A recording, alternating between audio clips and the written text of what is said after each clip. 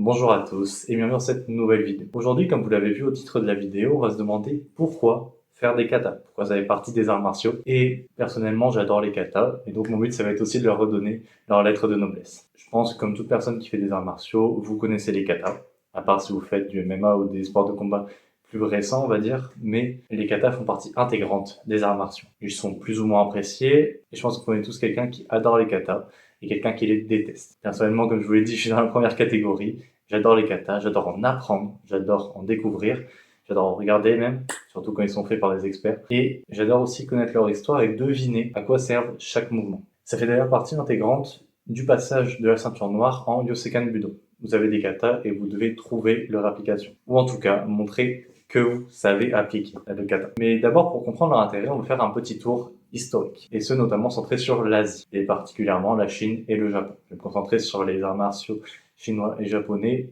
Il se peut que l'histoire des katas dans d'autres arts martiaux ne sont pas du tout pareils. Mais on retrouve les katas dans le Kampa chinois. Et dû aux nombreux échanges entre la Chine et le Japon, les techniques se mélangent et donnent naissance à ce qu'on appelle le Te d'Okinawa, qui est l'ancêtre du karaté. Les katas évoluent à travers les siècles et sont pour le karaté standardisés au XXe siècle. Et ce, notamment dû à son ouverture sur le monde. Mais dans ce petit tour historique, j'ai volontairement passé au silence. Pourquoi ? Le pourquoi qui interroge sur leur raison d'exister. Et c'est ce qu'on va voir, car voici pourquoi il faut faire des katas.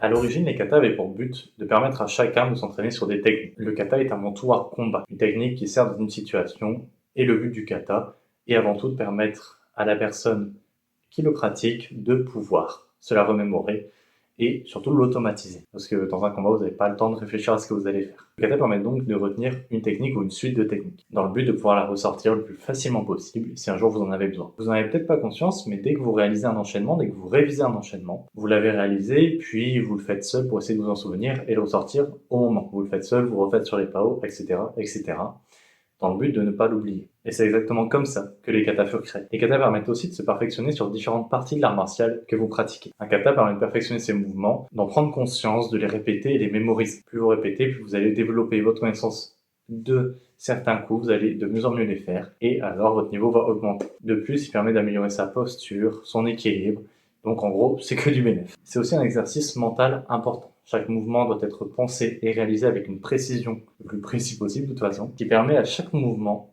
de créer un travail mental important. Et surtout, il faut réussir à se souvenir du kata, qui travaille la mémoire. Et je pense que ça arrivait à tout le monde, mais le nombre de fois où je me suis retrouvé dans une position, j'étais là, j'étais prêt à partir, et impossible de me souvenir du début, où je devais aller, de quel coup je devais faire, et donc on recommence. Et c'est là que le travail paie. Les katas permettent aussi d'augmenter la concentration car ils obligent à se poser et prendre le temps de comprendre chaque mouvement. Ils peuvent aussi servir de méditation car ils donnent une suite de mouvements précis que le corps au fur et à mesure connaît par cœur et donc ça devient un automatisme qui permet de se concentrer sur soi-même. Et à l'opposé, ils peuvent se révéler très physiques une fois faits à une vitesse de combat plus classique. Les katas représentent aussi une histoire, celle qui a fondé les arts martiaux, celle qui a fondé l'art martial que vous pratiquez. Peu importe lequel c'est, à partir du moment où il y a des katas, vous savez qu'ils ont fondé en partie un martial que vous pratiquez. Ça retrace aussi l'histoire de dizaines de pratiquants qui ont évolué dans leur pratique grâce à eux et qui les ont codifiés pour que ça devienne ce qu'ils sont aujourd'hui. Finalement, la meilleure raison, je pense, pour les pratiquer, c'est qu'à un moment, c'est stylé, quoi. Enfin, mais regardez-moi ça.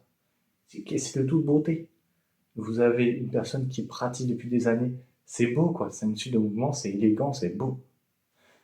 Si vous voulez ressembler à ça, le meilleur moyen, c'est de pratiquer. Sur ce, moi je vous dis à la prochaine. J'espère que cette petite vidéo vous aura plu. C'est un peu différent d'habitude, mais bon, ça fait plaisir. Moi je m'amuse à faire ce genre de choses. Si ça vous a plu, je vous invite à liker, commenter, partager. De toute façon, faites ce que vous voulez, vous connaissez. Et sur ce, moi je vais faire des katas.